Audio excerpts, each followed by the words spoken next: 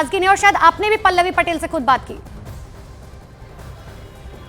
जी हाँ, बिल्कुल अनुपमा, पल्लवी पटेल से खुद मेरी भी बातचीत हुई है। पल्लवी पटेल ने कहा है कि वो समाजवादी पार्टी के कैंडिडेट यानी पीडीए के जो उम्मीदवार है उसे वो वोट करेंगी। लेकिन जो हमारे सोर्सेज बता रहे हैं कि आज सुबह उनकी अखिलेश यादव से फोन पे भी बातचीत हुई है। कल वो डिनर में नहीं पहुंची थी, लेकिन आज सुबह जब फोन पर बातचीत हुई है तो अखिलेश यादव के साथ पल्लवी पटेल की तीखी नोकझोंक, तीखी बहस हुई है फोन पर। लेकिन पल्लवी पटेल ने यह साफ किया है कि भले ही वो तीखी नोकझोंक हुई हो, पहले ही हमारे जो सोर्सेज बता रहे हैं कि इसके अलावा भी पल्लवी पटेल ये बता रही हैं कि वो समाजवादी पार्टी के उम्मीदवार को वो वोट करेंगे। तो पल्लवी पटेल को छोड़ दे तो बाकी जो 7 विधायक जो कल के डिनर में नहीं पहुंचे थे, उसमें मनोज पांडे, अभय सिंह, राकेश पांडे, राकेश सिंह, महाराजी, ये तमाम वो विधायक हैं, विनोद, ये तमाम वो विधायक हैं जो कल के डिनर में नहीं पहुंचे थे और वो आज क्रॉस वोटिंग कर सकते हैं। इसके अलावा 4 तो ऐसे नाम है, राकेश पांडे, अभय सिंह, मनोज पांडे, ये तमाम विधायक जो हैं समाजवादी पार्टी के बागी विधायक हैं, इन्होंने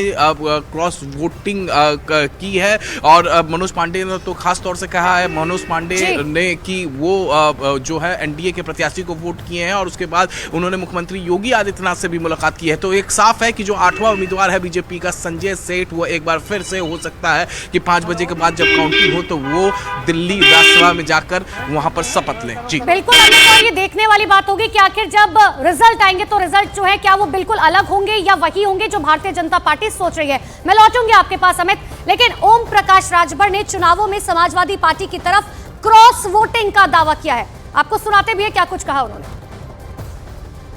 जो भारतीय जनता पार्टी के तरफ से 8 उम्मीदवार खड़े हैं, 8 जीतेंगे।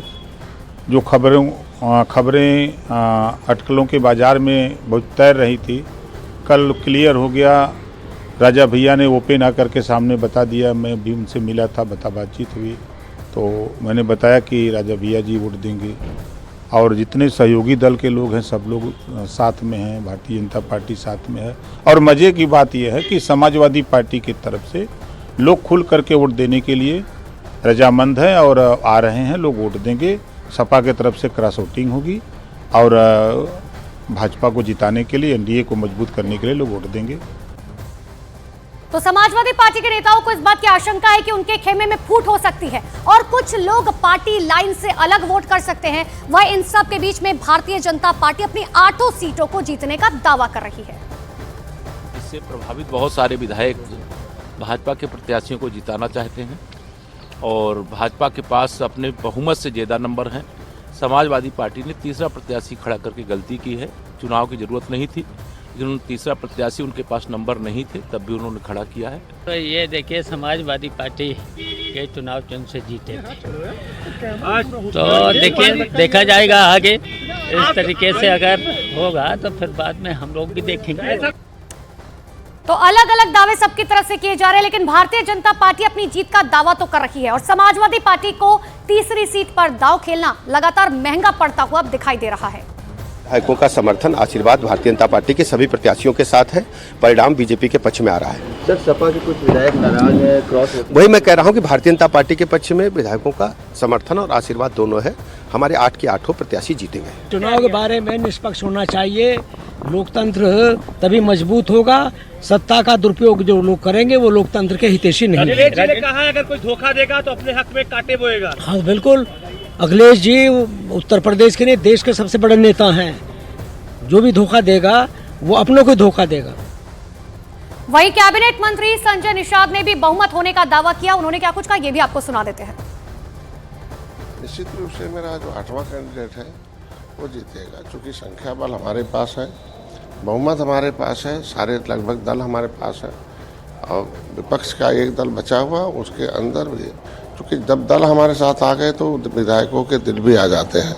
और निश्चित रूप से कोई भी जनप्रतिनिधि प्रदेश में विकास चाहता है, अपने क्षेत्र में विकास चाहता है, अपने समाज और अपने क्षेत्र की सुरक्षा और समृद्धि चाहता है और सम्मान चाहता है। ऐसे में ढेर सारे विधायक वोट करेंगे। देखिए, बम्पर वोटों से भारी अंतर से जीतेंगे हम। तो देखिए, 7 विधायक बेहद नाराज चल रहे हैं। क्रॉस वोटिंग होगी या नहीं होगी 5 बजे के बाद पता चलेगा। मेरे सहयोगी लगातार अमित मेरे साथ बने हुए हैं। अमित, 7 विधायक नाराज हैं। पल्लवी पटेल जो है इस बात को लेकर कई बार इशारा दे चुके हैं कि जया बच्चन की वजह से वो नाराज चल रही थी, लेकिन ये 7 विधायक क्यों नाराज है? इनकी नाराजगी की वजह क्या है? देखिए अब अगर हम बात कर ले अभय सिंह हो चाहे राकेश प्रताप सिंह हो, ये लोग अयोध्या जाना चाहते थे। जो मेरी इनसे फोन पे बातचीत हुई है, उनका कहना था कि ये लोग अयोध्या जाना चाहते थे, लेकिन पार्टी के नेता अखिलेश यादव ने अयोध्या जाने के लिए मना कर दिया। तो अपने आराध्य से वो मिलने के लिए नहीं जा पाए, अपने आराध्य का दर्शन नहीं करने के पाए। और अभय सिंह ने तो अपने फेसबुक के वॉल पे उन्होंने अभी थोड़ी देर पहले अपडेट की है और भगवान राम के मंदिर का फोटोग्राफ लगाया है। तो जाहिर तौर पर इन दोनों नेताओं का साफ साफ ये कहना है। पल्लवी पटेल भले ही आज जो उनसे हमारी बातचीत हुई है वो समाजवादी पार्टी के उम्मीदवार को वोट कर रही है, लेकिन उनका भी जया बच्चन को लेकर नाराजगी पार्टी से चल रही है। और जाहिर तौर पे जिस तरीके से आज सुबह में उनकी बातचीत हुई है, जो सूत्र हमारे बता रहे हैं अखिलेश यादव से, उसमें तिखी नोकझोंक भी हुई है। इसके अलावा विधायक विनोद हैं और ये जो तमाम दूसरे विधायक हैं, इनका कहना है कि जो पार्टी की नीतियां थी उस नीतियों से इनकी नाराजगी थी और जाहिर तौर पर इसी वजह से इन्होंने रुख अब बीजेपी की तरफ किया, बागी हो गए हैं। और ये जो 7 विधायक हैं,